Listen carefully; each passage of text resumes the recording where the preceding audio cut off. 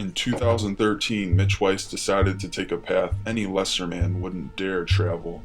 He now finds himself training to become the Midwest's most knowledgeable sports broadcaster. Focusing on Big Ten and Detroit sports teams, he decided to create a dwelling where his training would go undisturbed, a cave.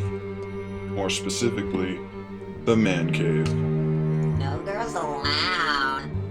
Mitch enlisted a team of highly sophisticated cavemen into his service to assist him in his tireless search for, well, sports stuff. When they're not sleeping, eating, or, oh yeah, they're analyzing sports as best a caveman can. You have now entered the man cave.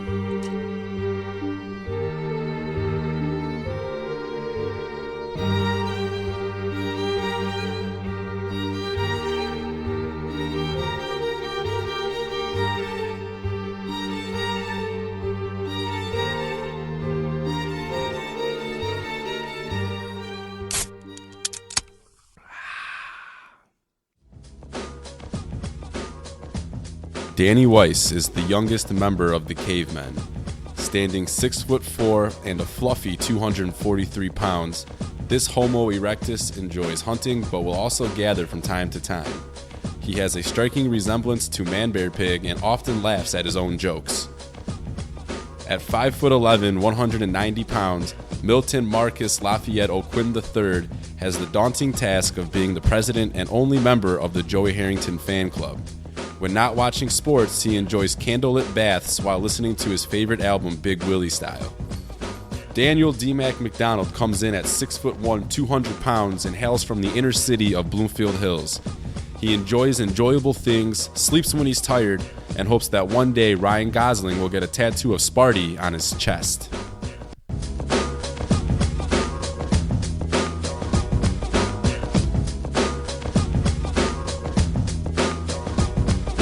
Welcome to the show, everybody.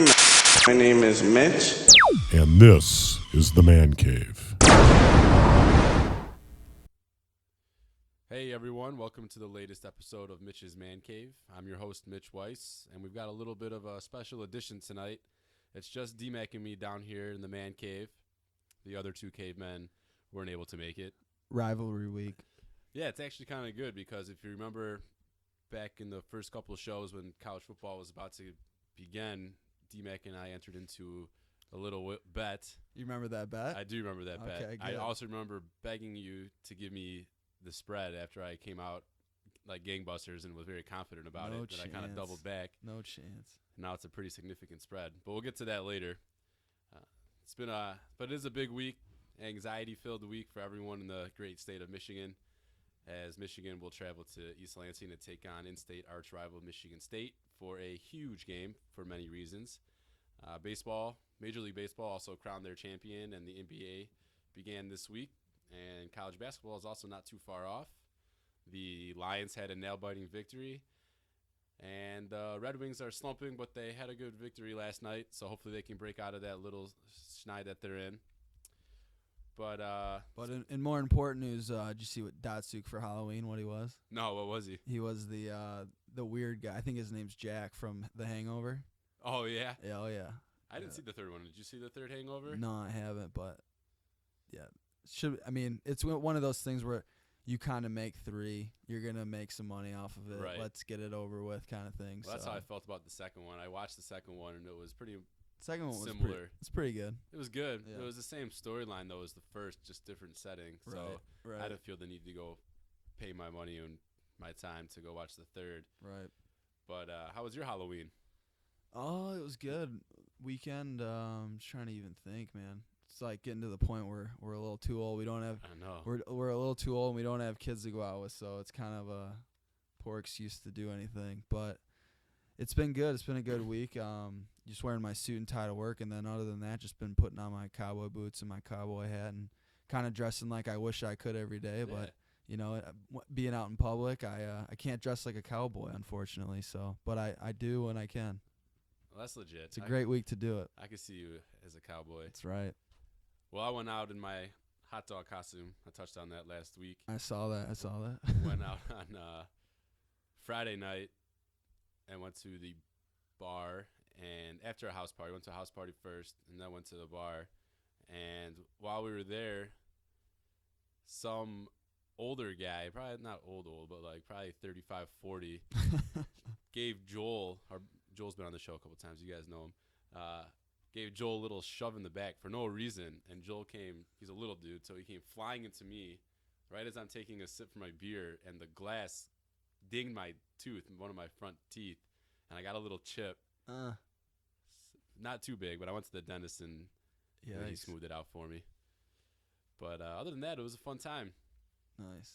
Haven't really done much else, though. Everything else is status quo. Yeah. Haven't seen any new movies lately. I had a little run of scary movies, getting in the Halloween spirit a little bit, even though I absolutely can't stand pop-out scary movies. I like the weird, creepy movies. You look like a Hocus Pocus guy. I like Hocus Pocus. I can get into some Hocus Pocus.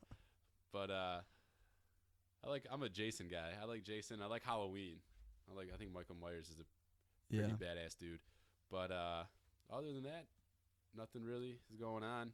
Yeah, I think the only old school movie that I get scared, and still when I see it on, I usually just flip right by it, is that the Freddy Kruegers. Yeah, dude, those are pretty intense. I can't get into Nightmare on Elm Street. I mean, I've watched them obviously, but the fact that he kills people in their sleep, and you're just so helpless to him, it is weak. He's just a weak villain.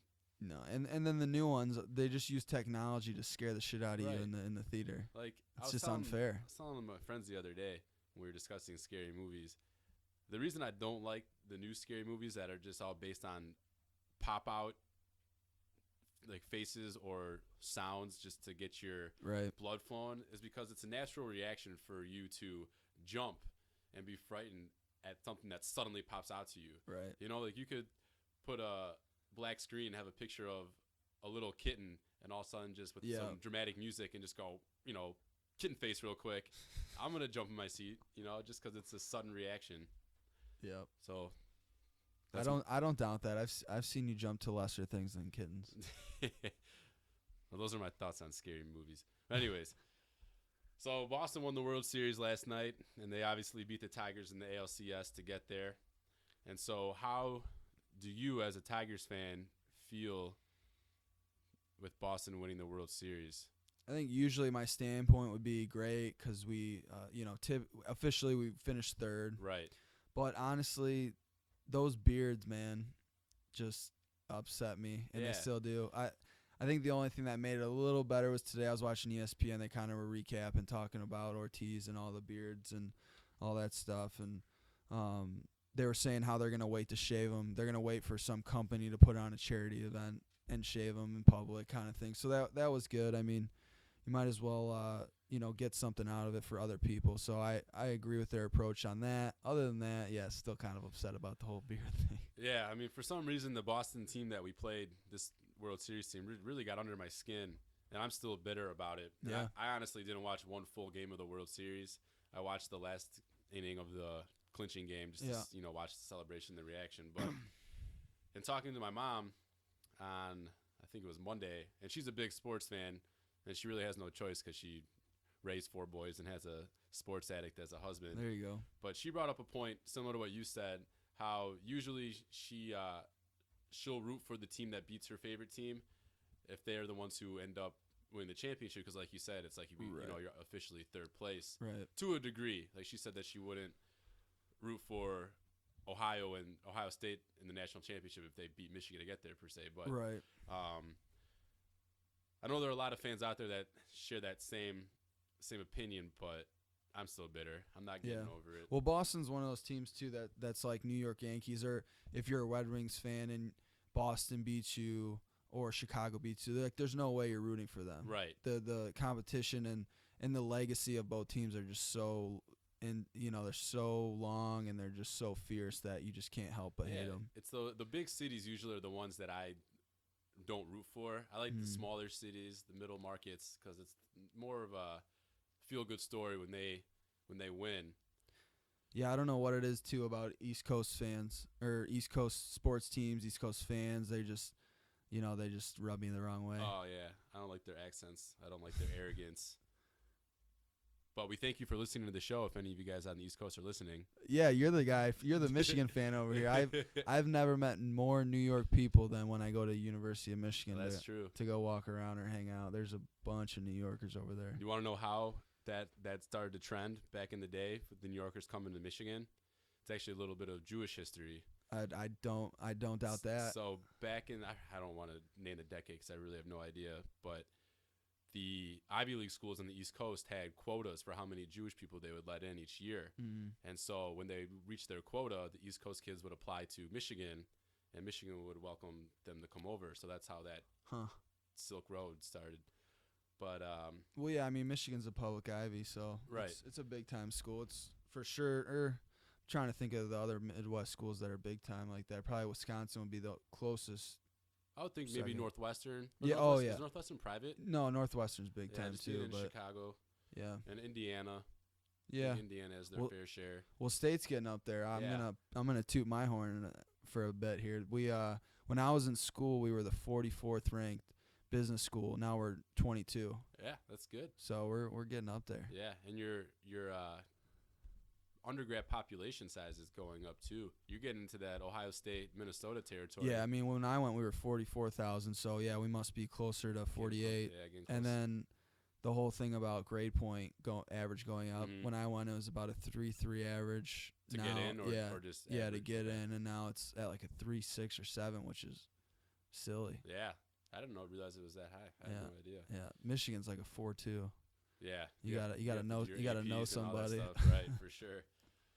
But speaking of Michigan and feel good stories, or them going against you, the two Michigan sports teams now, Detroit, the Tigers, and then the Michigan basketball team have fallen victim to feel good stories and championships this past year, with Michigan losing to Louisville with the whole Kevin Ware injury thing. Right. Which I'll be upset over that loss because injuries happen in sports. It just happened to be such a gruesome injury on a national stage where people were pouring their hearts out for the kid, and understandably so. The gruesomest. Right. Yeah. But I think that the Boston Strong thing maybe softens the blow a little bit as a feel-good story because it captured the whole nation's attention. It was a terrorist attack on our own soil. So, right. You know, it kind of reminds me of the 1968 Tigers when they won the World Series the year after the Detroit City race riots, kind of bringing the city back together.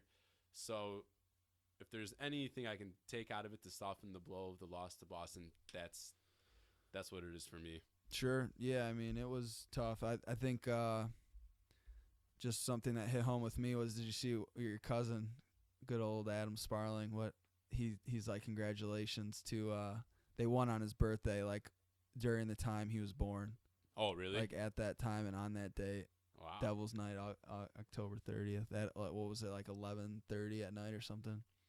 When they won? Yeah, or yeah. Like I don't know what time he was born. I probably should know that. I think that's what it was. I think it was like pretty much on the hour of when he was born is when they won on that date, 95, years ago, kind of thing. So that's pretty cool. Interesting. At least he'll get to party out there in Boston with in the championship. Well, at least they didn't beat the Tigers that round, because then you can't party. No. Then you got to go around and legit cause some mayhem. Oh yeah, for sure. I think Boston was a 30. Let's see. I'm gonna check this real quick. I have it up.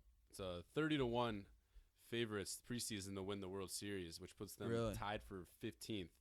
So there were some underdogs going into the season because they were worst to first because they were terrible last season. They fired their manager and overhauled the entire roster. Right. But yeah. Well, congrats to you guys, Boston, and hopefully the Tigers will be in your position next year. Let's move on to the. I think before we move on, how do you feel about Leland? I miss him. Miss him already? I do miss him. Damn. I don't want him to leave. I wasn't one of the guys calling for his head. Do you like that he's staying in the organization? I do. Yeah. I like that he's going to have a hand in picking the next manager, too. So we'll see. Dombrowski said that he's going to be making a decision in this month. So we'll have a new manager in Detroit. I can't imagine us not getting some pretty big names. Yeah. Should be excited about it, hopefully. Hopefully. Most people weren't excited when we got our new Pistons head coach, but True. I was one of those guys. 1-0. But after watching them last night, yeah, they're 1-0. Beat the Washington Wizards 113-102, and they are above 500 at 1-0 for the first time probably since 2009. There you go. So, did you watch any of the game last night? No, I didn't get a chance to. I watched glimpses. I was flashing back and forth. I was watching Zombieland. Sure. So, commercial. Tis the season. Oh, yeah. But it was on FX, so there was commercials. So, I was at commercials. I was watching the Pistons, and we still don't know what the team is truly capable of because Brandon Jennings won't be suiting up until probably next week. Yeah. But the first thing that jumps out at me, at least when I was watching, is the size and athleticism of that front court with Josh Smith, Greg Monroe, and Andre Drummond. Mm-hmm. They're going to be a nightmare for opposing offenses. And then if Smith can show that he can have good shot selection, they'll be a nightmare for defenses as well. Right. The other thing I noticed was the calming influence Chauncey had already on this team. Mm-hmm. Whenever the Wizards would hit a couple buckets in a row and look like they're trying to mount a run to come back, Billups would rally the troops, and I think that's going to be a big factor this season, especially for young guys like Jennings and Smith and the rookie Kentavious Caldwell-Pope. I mean, Chauncey's older now, but even when we had our national title, I think he provided that effect as well. I think Rip was pretty calm too. Yeah. But I mean, and then Ben Wallace, you can't really read him. He's just a. Yeah, I don't think anybody's going to be able to contain him anyways, even if they wanted to. But yeah, I agree. Chauncey's a great addition. He's a sixth man. Yeah. I mean, he started last night because of Jennings, but right. I think he'll end up being the sixth man, which is great to have him coming off the bench. Exactly, that's huge. And if there's a guy who looks right in his jersey, sure, Chauncey, man, Chauncey in that number 1 Detroit Pistons well, jersey. that was when we were right. That was when we were in high school. It takes us right back to right. like, man, yeah. That was a great time era. So let's get into where we're going to see the Pistons finishing after the first game.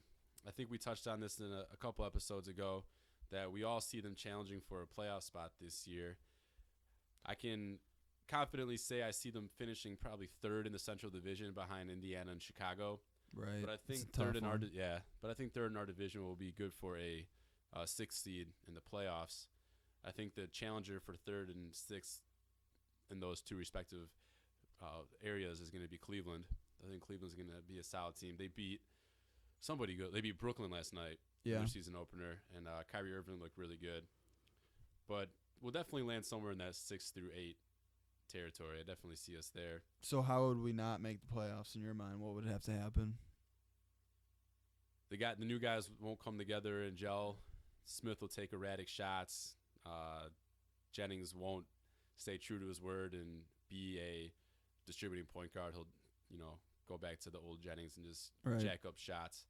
Because those two guys, Jennings and Smith, have that reputation of not knowing or throwing up bad shots. So if they can contain that, then I see us going in as a 6th seed. But if not, I don't think we'll make the playoffs. Yeah, I think it's huge too. Having Chauncey, and then you got Rasheed Wallace too, right? Assistant coach. He's gonna, the guys are gonna see how him and Chauncey mesh well. They're not. I think it's cool that one's a coach, one's playing. Right. They're still gonna have their. Chauncey's not a coach, but he might as well be. I think. Oh yeah. But he's gonna be on the field. So it's kind of like if you played varsity basketball and you had an assistant coach that was like 3 years older than you and played with you and scrimmaged with you, and like he's gonna be one of those guys. So, but the fact that he'll be able to suit up, and the fact that him and Rasheed will be able to have a calming effect on the younger guys will be huge. And I think it's good knowing that Chauncey's there and Will Bynum. If Jennings isn't that true point guard facilitator and he's hurting the team, they can just go right to Chauncey. Right. And then Mo Cheeks being a former all-star point guard himself. Just a lot of good influences on these guys. Yep. So who do you see winning going to the championship and then ultimately winning? Who are your picks? Well, give a forewarning. I think NBA is like the least thing I'm versed on, and it is still football season. I'm totally wrapped up in that. But I like the Bulls, but you can't trust them, just because of everything. Injuries. Rose is already questionable. Not with his knee though.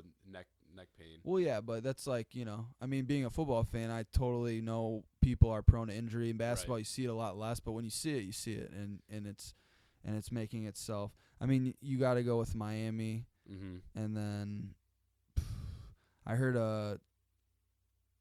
who was that? Someone pulled out Golden State. Wow. Yeah, and that was a pretty far pick, but I don't know, and I guess the one thing I was thinking the other day is I'm not as big on Brooklyn as everyone else is. I like KG and I like Pierce 4 years ago.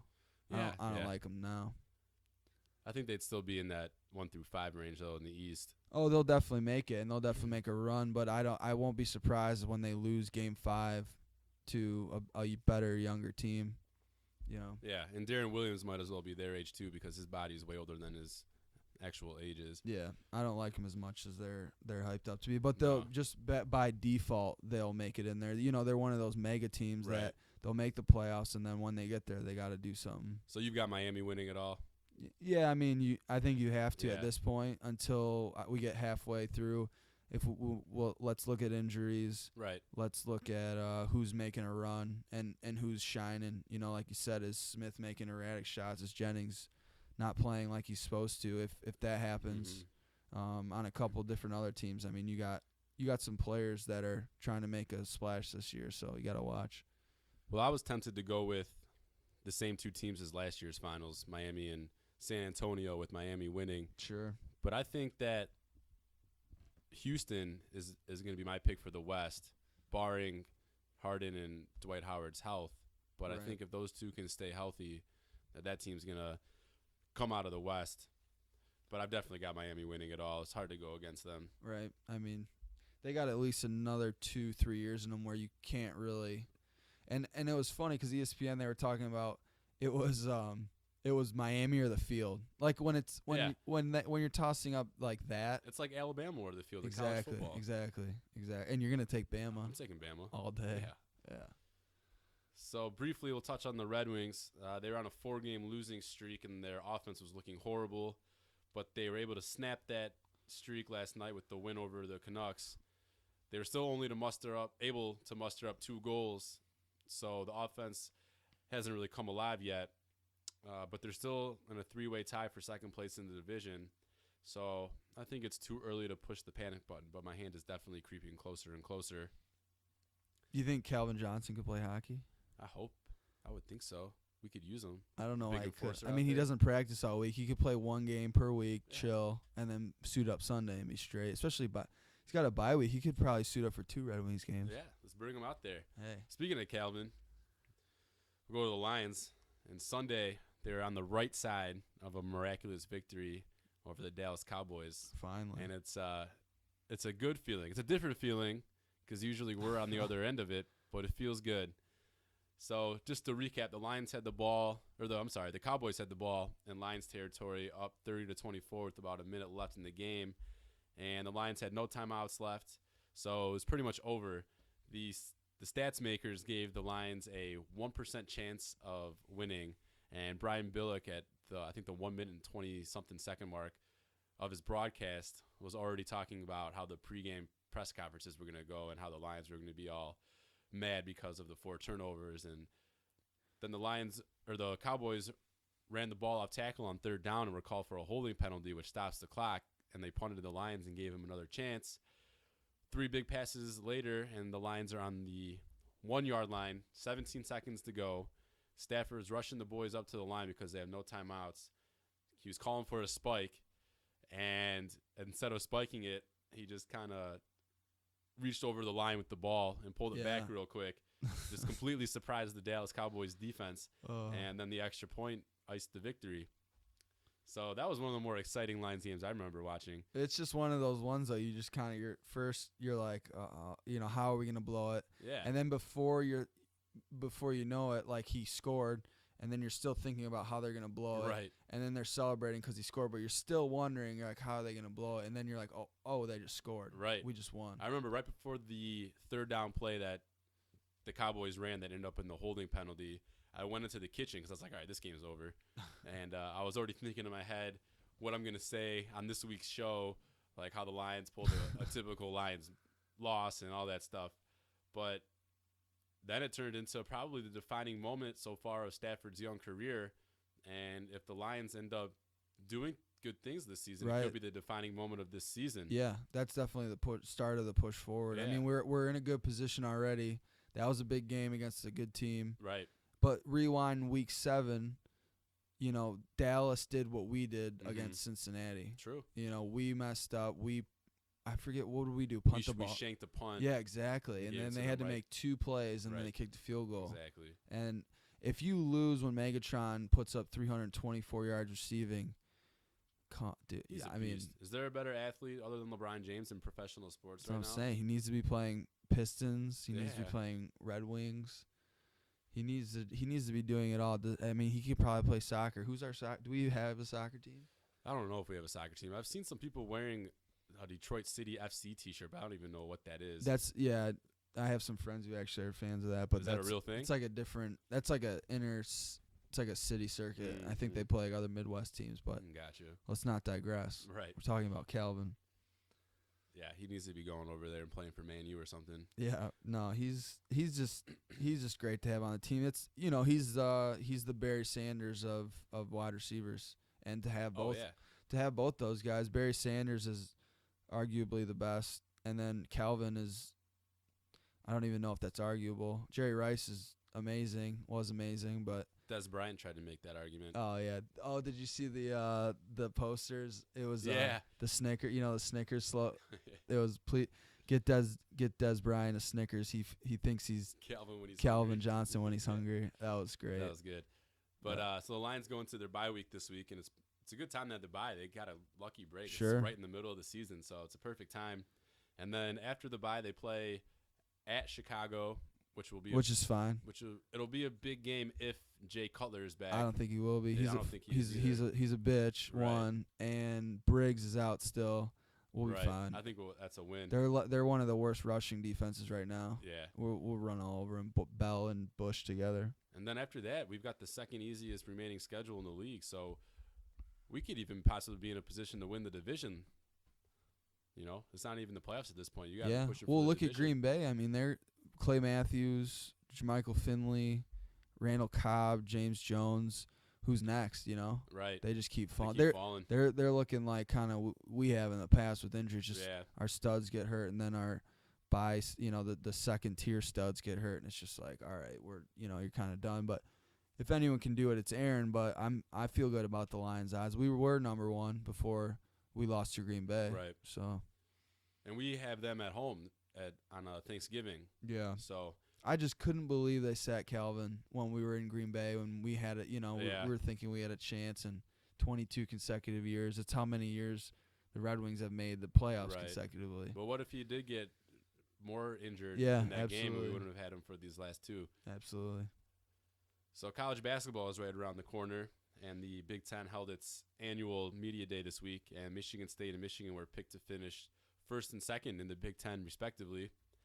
Both are also ranked in the AP Top 10, with the Spartans coming in at number 2 and the Wolverines at number 7. And Michigan State will actually play number 1 Kentucky on November 12th in Chicago, so that'll be one of the biggest non-conference games of the season. Yeah, it'll be fun. I'm pretty excited to watch that. I can't see State not being amazing this year. I say that now. I'm knocking on wood at Spartan fans, so don't worry. But I mean, we're returning everyone. Yeah.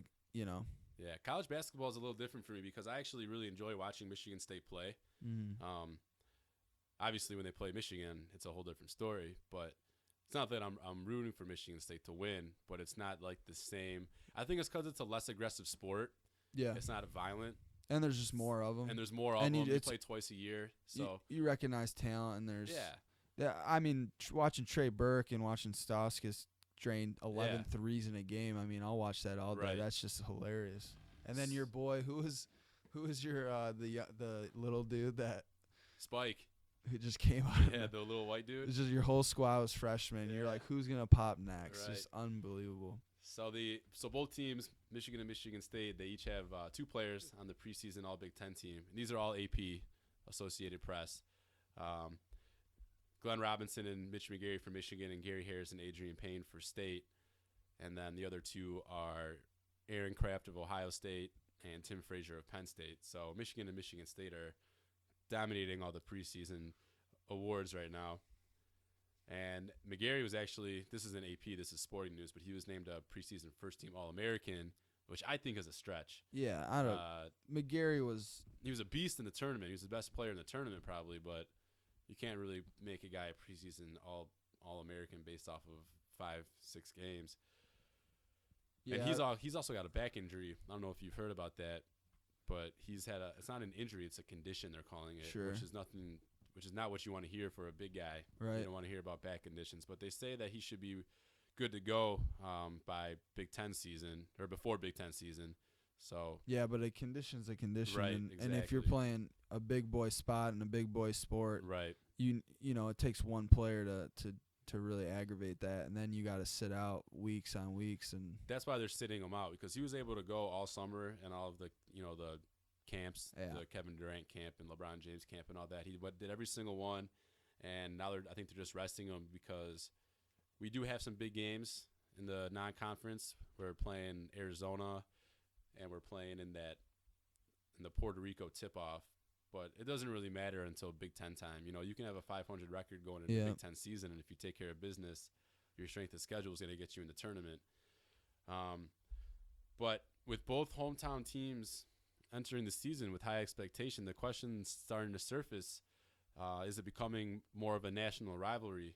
Because Michigan State's head coach Tom Izzo, who became coach in 1995, was quoted in a October 22nd ESPN article saying, "It's hard to have a rivalry when one team isn't participating, and we were that team when I first took over. Then it went the other way, and now it's probably where it's supposed to be, where it should be."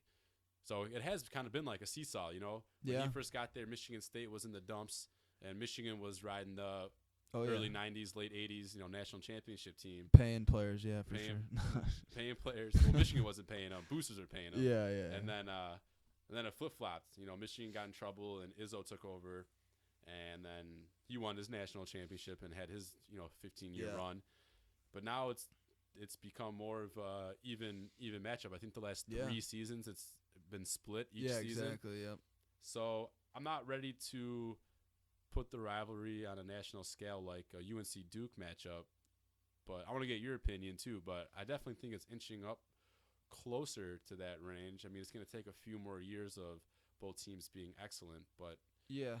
where I do you mean, see those that are- rivalry? Those are dynasties. I think, the coaches at Coach K Mm-hmm. and Williams at Carolina, that way. Yeah. Yeah, and then, I mean, Izzo he's gonna be there. Like you said, it's just gonna take, I think maybe once Izzo solidified 20 years. I think he's there. Yeah, I don't think anyone's going to touch Coach K. That he's on his own, right, in his own tier. right. But I think I would definitely, the next one, I'd put Izzo right there with Williams, even if he doesn't have as many national championships. I mean, And that's the thing that's separating them. yeah, but from a consistency standpoint, he's got to be there. Yeah, absolutely. I think on actually, like, now that you mention, I'm trying to think of, that would be one, Duke, UNC, Michigan State for me at least. And we're always biased because we're Big Ten guys, Right. but The Big East has a lot of traditional rivalries, but they no longer exist. Yeah, Like the exactly. Georgetown Syracuse is one of the biggest Sure. rivalries.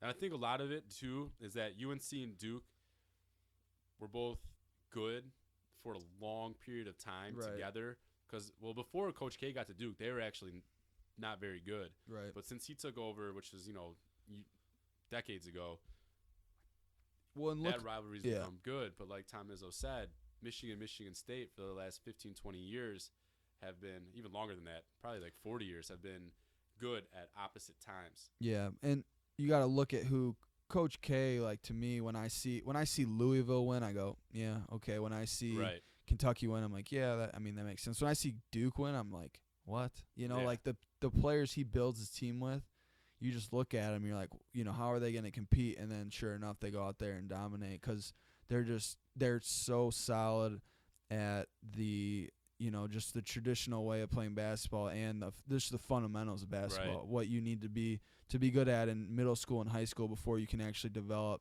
raw natural talent. Like, that's what they're good at. And I don't think that any coach in the country has the respect of his players more than Coach K. Yeah.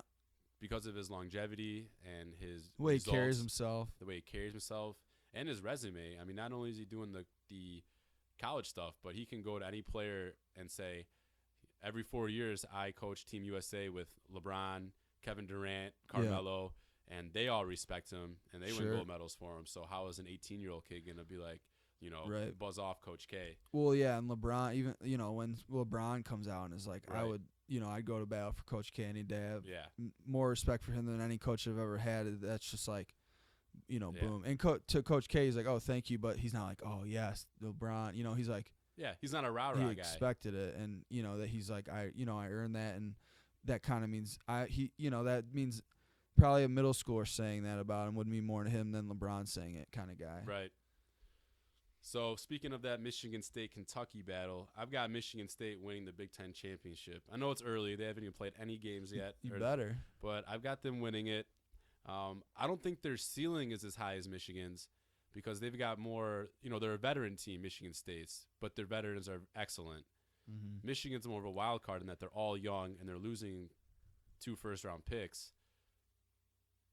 But I think that the young players that are now going to be forced to take more shots and have more minutes have a higher ceiling than the players that Michigan State has because, like Payne's already probably reached his ceiling.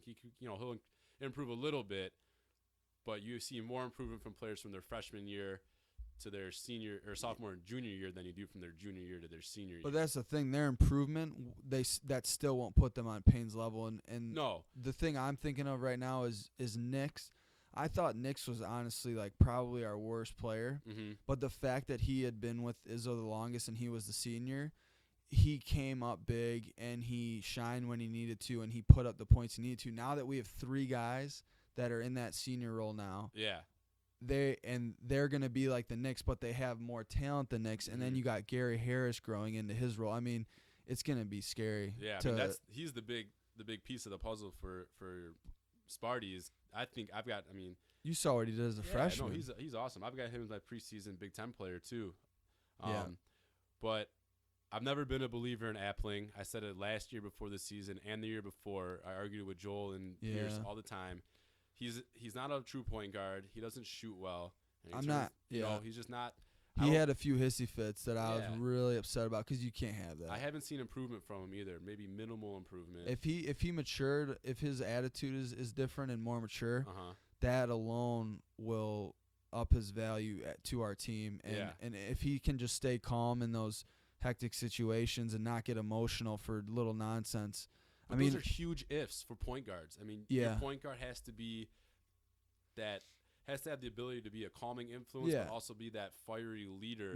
That's at true. the same time. You can't be Allen Iverson, right? And make your fire turn into your weakness, right? Like that's what Trey Burke was so good at last year for Michigan, is that he was so fiery while the game was going on, but when there was timeouts or stoppage in play, he's gathering his players and calming them down, telling them what to do.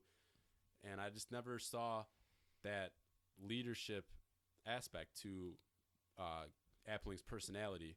But we'll see. He's a senior now, and a lot of times just being named a senior and having been told this is your team in your senior year, that can have a big impact on players. So I'm not completely writing him off. I just see him as who he is at this point. I know the Appling that I'm gonna see. No, I agree with your like a few of our guys probably won't improve, but I think they are where they need to be. Right. And they're gonna be rock solid. Whereas the guys that should improve, like Harris, they're gonna sky's the limit for them. He's gonna take your team to the next level, and that's why I honestly think it's because of him that you're number 2. I think Nix is going to be a bigger loss than people think, though, because statistically maybe and skill-wise he wasn't very good, but he played his role as the intimidator and the big body and the rebounder very, very well. Yep. And now it's going to be up to Payne to have that role, and he's more of a wiry guy. He likes to float around and shoot threes. He's good at blocking shots, but he's not really that big body intimidator. No, not and at all. you can't expect Costello. He's more finesse. Right, like he's more Nix finesse.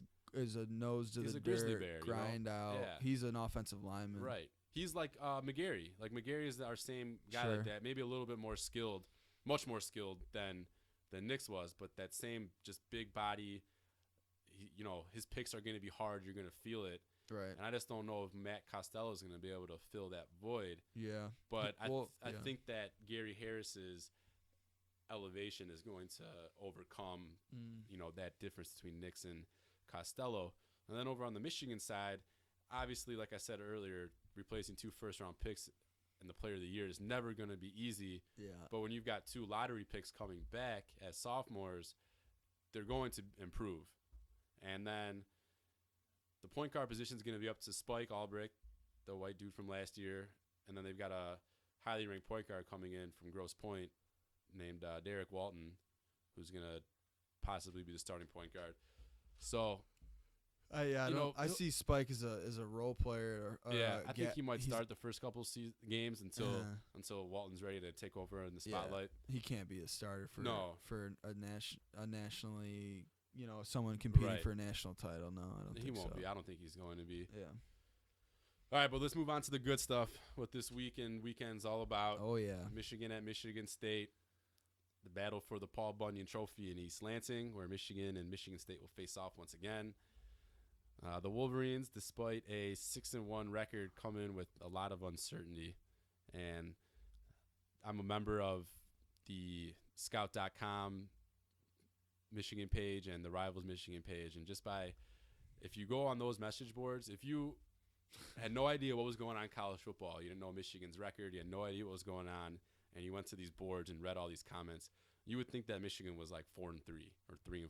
Right. It's really upsetting to me that how soft the fan base has really become. But that's why Michigan is always gonna strive to be better, because their fans are so hard on them, and they should be. I mean, that's a dynasty. But Michigan State, I think more and more, like we're 7-1 right now, and I've never seen our fans so heated about how bad we are, even though we're 7-1 on paper. But we're the same way. Like I think Michigan fans are expecting to lose. Michigan State fans are expecting to lose. I think this week or just in general? No, this week. Okay. I think it's we understand it's defense versus offense. Like your defense is awful, Michigan State's offense is awful, right? And vice versa. We have a really good defense. You have a high power, high scoring, fast paced offense. But I think it comes down to how many times does Gardner turn it over? How many times do we let Gardner score? Right. Really? So it's become the expectation that Gardner's going to turn it over and a hope that he doesn't. And it should be the other way around. When you have your starting quarterback, you should expect that he's not going to turn it over. You know what I mean? But for one, I have zero confidence in Michigan pulling out a victory this weekend. And it's very disheartening for me. I feel like I've already. I wish everyone could see Mitch right now. It's great. He's actually in physical pain. I can just see it in him. It's great. I feel like I feel helpless. I haven't felt this way since Michigan played Alabama in the opening game 2 years ago. Yeah, no. And then before that, probably the last Ohio State game of Rich Rod's career. I just have this helpless feeling. I feel like I've already gone through the grieving stage of getting over a Michigan loss to a rival. I just have to brace myself for the next week or year of smack talk that I'm going to get from my Michigan State friends. Well, it's going to be 5 out of the last 6, man. I know. That's a big number for a Michigan guy to swallow. It is. And then also going to school in Ohio for 3 years, I've got friends on both rival teams. Yeah. So it's a tough life, Mitch. You do. If you ever want to talk about it, man, I'm here for you. No, don't. But no, don't do that. Stick to your guns. Be your Sparty this week. I don't need you to. I'm setting you up just to shit on you, or we can't say that, but no. What's the final score? I've got 24-17. I think it's a race to 21. Whoever scores 21 first is gonna win the game. I don't know. It's gonna be a close game. It's going to be a sloppy game. I think it's going to be a high scoring game. You think it's going to be high scoring? Well, let's look at what Michigan has let so many points to questionable we've let offenses. We've let Indiana's running quarterback look like Drew Brees. Exactly. We allowed Penn State's true freshman quarterback to look like Peyton Manning. I don't even know if. And we allowed UConn's quarterback, who I don't think anybody knows his name, look like Tom Brady. What's the average you've let? You for sure let at least like 35 points a game. Like no, even the not, Zips scored like not 34. It's not 35, but it's pretty bad. It's up there. We allowed 31 to Notre Dame, and we allowed 40 something. I think it was 42 to Indiana. But other than that, I think everybody's been under 30 points. What do you mean? No, like Penn State, IU. Oh yeah, Penn State, Indiana, and Notre Dame all scored over 30. Yeah. So and dude, no, Akron scored like 34. No. That game I think was 24 to something. But anyways, so usually what I'm able to do is I'm able to find some statistic or advantage in the matchup to give me a slight optimism about Michigan winning. I don't have it for this game. I can't find that advantage that's going to give me that optimism. Yeah. Because aside from the home field advantage that State has, they're bringing the best defense in the country statistically and an improving offense. And like you said, on the other hand, Michigan has a better offense than State, but their defense is not even in the same discussion. Right. And another thing is Michigan has been very underwhelming on the road under Brady Hoke. And they have a tendency to turn the ball over, especially Devin Gardner, which is going to play right into the hands of Michigan State. And then Michigan State's definitely the tougher team of the two, and the game's going to be a street fight. And the current weather predictions right now is 50 degrees and rain. So if it's a sloppy physical game, that's all Michigan State. There's because Michigan's going to rely on the passing game. We run the ball well. I mean, we average 180 yards a game, but you guys have the number one run defense in the country. I mean, granted, you haven't faced any opponents in the top 50 other than Iowa, who was 47. Right. But and let's look at IU. Right. We won 42-28. I think you guys won like 60 to 42. Yeah. So, I mean that's really I think all we can base on right now because those are the only two teams we played. But I think right now we're coming at you at a perfect time. We have Langford coming into his own. He's averaging 4.6 a game, 9 touchdowns for carries. That's pretty good for a first-year player. And then we got a couple decent receivers in Kings Jr. and Fowler. I think Cook is gonna do just enough to squeeze one out. He can't turn the ball over. Exactly. I think our defense is gonna do what all Michigan State fans are hoping we do. You know, the joke on the street, at least in the beginning of the season, was, you know, when Michigan State gets the ball, let's just punt it on first down and put our defense on there because we're gonna score more points that way. I see at least 2 turnovers out of Gardner in the game, and then, you know, maybe others from other players. Yeah, but you got some playmakers that are real scary. I mean, what I hope the offensive game plan is for Michigan is I hope that we come out similar to what Notre Dame did and just take shots down the field and just hope that they get penalties. Don't even get me started. What an unreal game. You know, that was a Big Ten officiating crew. But besides that, Michigan State's cornerbacks and defensive backs are probably the most aggressive cornerbacks that I've seen play this year as far as, you know, being physical with the wide receivers. Yeah. And with the current landscape of the game, you can't touch receivers 5 yards down the field. The officials just won't allow it. That's what the NCAA wants. They want explosive offenses. Yeah. And so that kind of goes it hurts Michigan State. So I'm hoping that that's the case because if Michigan just tries to ground and pound and make it a close game, Michigan State's going to win. The only reason I'm happy about that is because if we do win out, which we have a decent chance I think you guys are winning out because we don't play Ohio State. We don't. Right. I mean, I think our hardest game it will be Wisconsin, and I think you don't play Wisconsin either. No. Who am I? This is your biggest game. This is the best game. I mean, we play Nebraska who just got beat by Minnesota. Beat by Minnesota. Yeah. Northwestern stinks. Right. See, that's the thing. I'm gonna touch on that in a little bit right at the end of this segment. But the only reason back to Notre Dame is because if we win out, we're not playing Alabama. Happy about that. Right. And if we you know we're still undefeated in the Big Ten, which is obviously most important.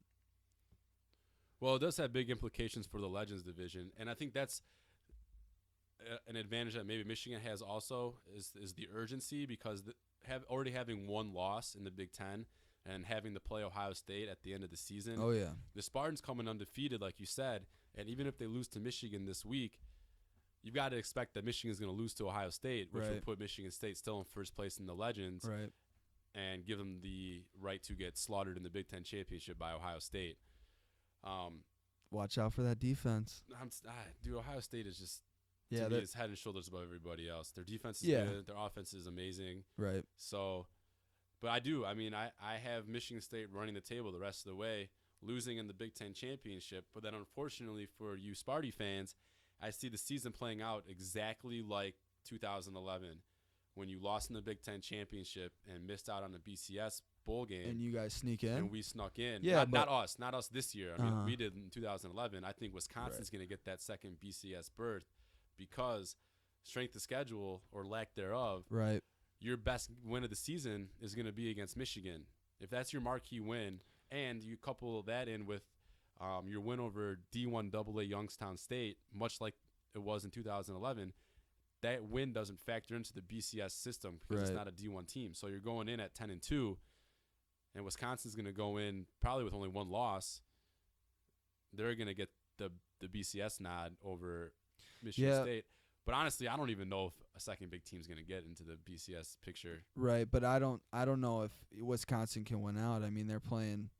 They're not playing Michigan. They're not playing Michigan State. IU, Minnesota, Penn State. They're all on the same. Wisconsin is better than all those teams, but on any given Sunday, they also play BYU, who, isn't doing too well. No. But still, it's BYU. They have a program. But if we went out, if we lose to Ohio State, I would bet we would be BCS, exactly like you in 2011 when you played Virginia Tech. I couldn't believe that. I see Michigan going 9-3. I've got losses to Michigan State and Ohio State. 5-3 in the Big Ten for a New Year's Day bowl, something like the Outback Bowl or the Gator Bowl or something like that. And I've got MSU running the table, losing in the Big Ten championship and going to either the Capital One Bowl if Wisconsin gets that BCS bid. But if Wisconsin doesn't and they go to the Capital One Bowl, I'll probably see Michigan State in the Outback Bowl and bump Michigan down to the Gator Bowl. So that's how I see it playing out. But back to the game this weekend, I'm not done yet. I've got to get all this off my chest. I've just been talking to myself and driving myself crazy. This is why I've been so down. The other thing that Michigan State does that's going to absolutely kill Michigan is their defensive scheme is all about blitzing the A gap, which for those of you who don't know the football terminology, that's a blitz by your linebackers right up the middle of your defensive line. That sweet spot. And the weakest spot on Michigan's offense, and maybe the entire team, is that middle offensive line.